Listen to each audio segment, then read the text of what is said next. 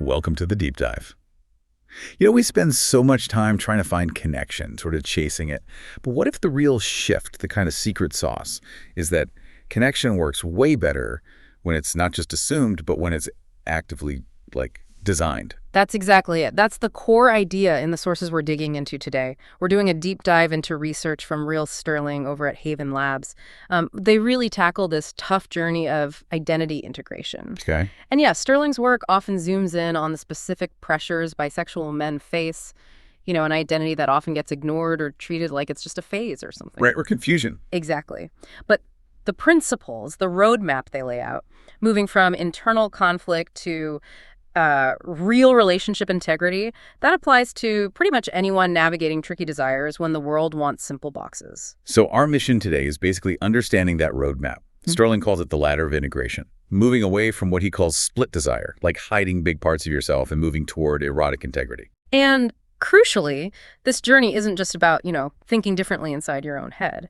It needs external support too, structure, which is where Haven comes in. We should quickly define it. Yeah, good idea. So Haven is basically built for people who are just done trying to cram their real, messy, nuanced relationships into somebody else's definition. It flips the script from, random swiping to intentional design. It gives you tools based on shared values, intentions, real clarity. Okay, let's get into the core problem first then. Why is this journey even necessary? Why is achieving integrity so hard for some people?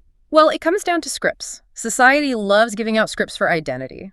Straight men get a pretty clear one for dating, marriage, all that.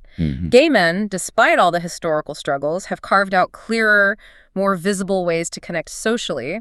But for people whose desires don't fit neatly into those lines, the world offers, almost nothing structured. You're just left holding the pen trying to write this really complex relationship script completely alone. Totally alone. And when you're forced to write your identity script in isolation, the default, the survival mode is often secrecy. Sterling makes a really strong point here.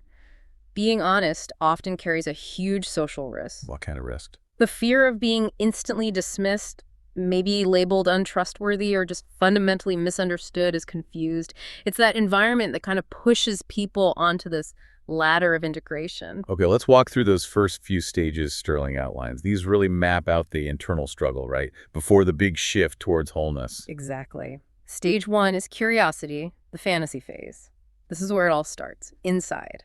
An attraction pops up, but exploring it feels safest when it's anonymous. Like online. Yeah, I think Reddit threads, specific forums, maybe certain kinds of porn, it's all kept very private. The feeling here is intense, excitement, curiosity, but immediately tangled up with guilt. And the key thing protecting it all is secrecy. It's contained, internal. But fantasy can only hold desire for so long, right? Eventually it wants out, needs the real world. Which brings us to stage 2, experimentation, the hookup phase. Right. This is when that internal desire moves outward into actual physical experience. Often, platforms like Grindr or Sniffies make this possible. They offer speed, accessibility. Which is perfect if you need to act on something, but you're absolutely not ready to be, fully seen or known doing it. Precisely. And this is where the sources point out something really tough. What Sterling calls the double bind. The double bind. Okay. You succeed in getting the physical experience you were craving, right? The validation. But at the same time, you reinforce the idea, maybe subconsciously, that this part of your desire is totally separate from real, meaningful connection. Ah, that makes sense. Because the environment itself, those hookup apps, they're often designed for quick transactional things. They kind of discourage the vulnerability you need for real connection. Exactly. So you get the experience, but you don't get the connection you might actually need deep down. The result, the emotional vibe shifts. It goes from excitement to this underlying anxiety, which often spirals into pretty deep shame. You feel alone even when you're technically with someone. Yeah, because the act itself seems to confirm why you needed to hide in the first place. And if that pattern just keeps going, it solidifies into stage 3, compartmentalization, the dual identity phase. This is a survival strategy, isn't it? Not just being deceitful, but trying to hold on to different parts of your life. Absolutely. It's crucial to see it less as intentional deceit and more as a desperate attempt to preserve two vital things. You basically create two separate worlds. Okay. One identity keeps the family life, the partnership, the job operating by the normal rules. The other identity slips away quietly for these other encounters. The sources really stress this isn't necessarily about wanting to deceive. The intent is self-preservation in a world that doesn't easily make space for your whole self. But the internal cost must be huge. Like if it was just pure deceit, maybe it wouldn't hurt so much inside. Yeah. But the sources say living fragmented like that is painful. It's exhausting, leads to this quiet loneliness because deep down, your mind, your body, they want wholeness. Yeah, that hits hard, doesn't it? Realizing your survival mechanism is actually costing you your sense of self. It must take incredible courage to even think about changing that pattern. So that desire for alignment, that deep craving for wholeness you mentioned, that becomes the turning point, right? You realize the problem isn't the desire itself.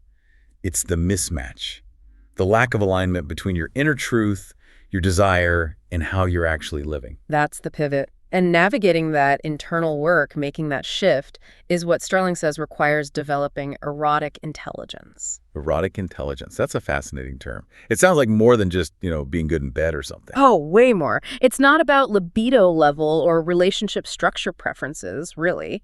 It redefines intelligence in relationships as being about conscious integrity. Okay, break that down a bit more. Conscious integrity. It sounds important, but maybe a little abstract. Is it a skill or just something you are? It's definitely a capacity you develop. Sterling defines erotic intelligence as the ability to align your truth, your desire, and how you express them, all with conscious integrity. Practically speaking, it means radical self-awareness. Knowing what you want. Knowing what you want, why you want it, and this is key, expressing that clearly and respectfully. First to yourself, and then to anyone you connect with. It's about ditching assumptions and embracing awareness. Okay, so if that's the goal, erotic intelligence, what's the actual internal work look like? For someone stuck in stage 3, trying to find that alignment. The sources mentioned 3 internal phases of growth. Yeah, the first is awareness. And this sounds simple, but it can be brutal. It's just naming your truth to yourself without editing it, without softening it because you think you should feel differently. And the big barrier there is shame, right? That inner critic saying this desire is wrong and broken. Exactly. Crippling shame, often built up over years. Once you can actually see the truth, just acknowledge it, you move to the next phase. Permission. Permission, meaning you allow that desire, that truth to just exist without the immediate overlay of guilt and without feeling like you have to act on it right away. It's about separating the truth from the judgment. Okay, so the challenge shifts from internal shame to more of an external fear. Fear of what others will think. Precisely, fear of judgment. You work through this by telling yourself, okay, this feeling is real and it's allowed to be here, instead of that instant reaction of, this is bad, I need to hide it or fix it. And then the third internal stage, the really big one, is integration. Integration. This is the core shift. It's where you start figuring out how to bring that inner truth, the one you've now named and given permission to, into your actual relationships and your daily life. It takes huge vulnerability, tons of communication. Yeah, sounds like the hardest part. It can be. But the key framework Sterling offers here is incredibly helpful. Replace confession with conversation. Oh, that's powerful. Confession versus conversation. Explain that difference. Well, think about it. Confession implies you did something wrong, right? There's guilt, you're seeking forgiveness or absolution. It puts the other person in a position of judgment. Right. It frames your truth as a problem, maybe even a betrayal of the past. Exactly. But if you frame it as a conversation, you're saying, this is part of who I am, maybe a part I'm just understanding myself and I want to share it with you. I want us to understand this together. It frames your truth as an expansion, an invitation to grow, not a crime. That shift from guilt to clarity, that feels like erotic intelligence in action. It absolutely is. And to hold that space, especially when things feel intense, the sources highlight 2 really practical principles that help. Okay, what are they? First, dialogue over secrecy. We often tell ourselves silence protects people, protects the relationship. But Sterling argues silence protects no one in the long run. It just lets assumptions and resentment build up. Okay, dialogue over secrecy. And the second? Structure over chaos. This sounds a bit counterintuitive, maybe, especially if you associate freedom with having no rules. But the idea is that real freedom, real exploration, actually works best inside some kind of conscious, agreed-upon structure, like clear relationship agreements made up front. Structure enables freedom rather than restricting it. Got it. All right, so let's say someone's done that incredibly hard internal work. They've built awareness, given themselves permission. They're developing erotic intelligence, but then they hit a very practical wall. They know who they are now. They know what they need. But where do they go with that? Where do you actually live this integrated truth? Society doesn't offer many obvious places between total hiding and, like, public spectacle. That is the exact gap Haven was designed for. It's meant to be the external bridge. It's for that moment when all that internal work, that self-awareness needs to turn outward and find intentional connection. So it starts from a totally different place than most platforms. Completely different philosophy. Connection starts with clarity. You define what you want, what you need up front. It totally rejects the model of anonymous hookup apps, which kind of reward hiding, right? Yeah. Haven is built around conscious design. It's intent-based. Before you even meet anyone, you have to define the kind of connection or relationship you're looking for. That could be anything from casual but intentional connections all the way to deep, long-term committed partnership.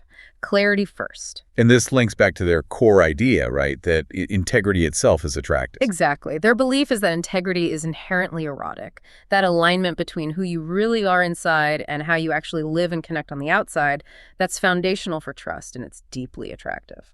Okay, so this intentional design, how does it play out? The sources mention two main ways people use Haven, especially those ready for the later stages of integration. Right. Two primary use cases really stand out for people moving into stage 4 or 5. The first is monogamous clarity. Monogamous clarity, meaning This is for people who want a committed, long-term, potentially monogamous relationship, but they need to be totally open about their full sexuality or identity from the absolute start. They're looking for a partner who accepts their whole self, and they refuse to be put in that untrustworthy or confused box just because of who they are or who they're attracted to. Okay, so honesty within commitment. What's the second use case? The second is ethical partnership. This is for people who might already be in a marriage or a primary committed relationship. Okay. And often this is happening with their partner's full knowledge, maybe even involvement. They want to explore other meaningful connections alongside or within their existing relationship, but they want to do it ethically, intentionally. They use Haven to consciously design these dynamics, maybe polyamory or some form of ethical non-monogamy, based on radical honesty and clear agreements. So very different needs, but both require that foundation of upfront honesty and intention. Exactly. And these use cases bring us right to the final stages on the ladder of integration, where Haven acts as that needed external container for their new internal alignment. Which are where stage 4, integration, the conscious exploration phase. Right. Here, the mindset is really, okay, I want to live honestly now.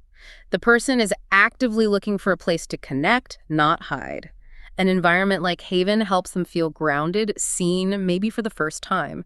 They're basically testing out their newfound honesty in real relationships. And then the final stage. The goal. Stage 5, embodiment. Authentic living. The mindset shifts again. It becomes, this is who I am, no apologies. Relationships at this stage are built entirely on that foundation of clarity and honesty. Their identity isn't something to manage anymore, it's just something they live openly. And the feeling is different. Profoundly different, according to the sources. Peace, freedom, a sense of finally belonging. So if you boil it down, traditional hookup apps are often about anonymity and speed. Haven is about conscious relationships, could be casual, could be committed, but always conscious. It's for the person who's kind of graduated beyond needing anonymity and is ready to trade that fear for clear intention. Yeah, so I think the big takeaway from Sterling's research from all these sources is really this: the absolute hardest part of this whole identity journey. It isn't always accepting yourself internal. I mean, that's incredibly hard, don't get me wrong.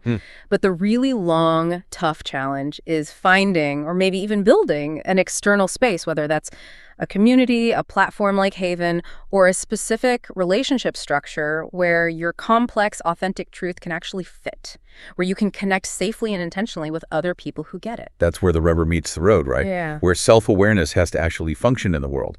And Haven seems positioned right at that crossroads where the inner work turns outward into design connection.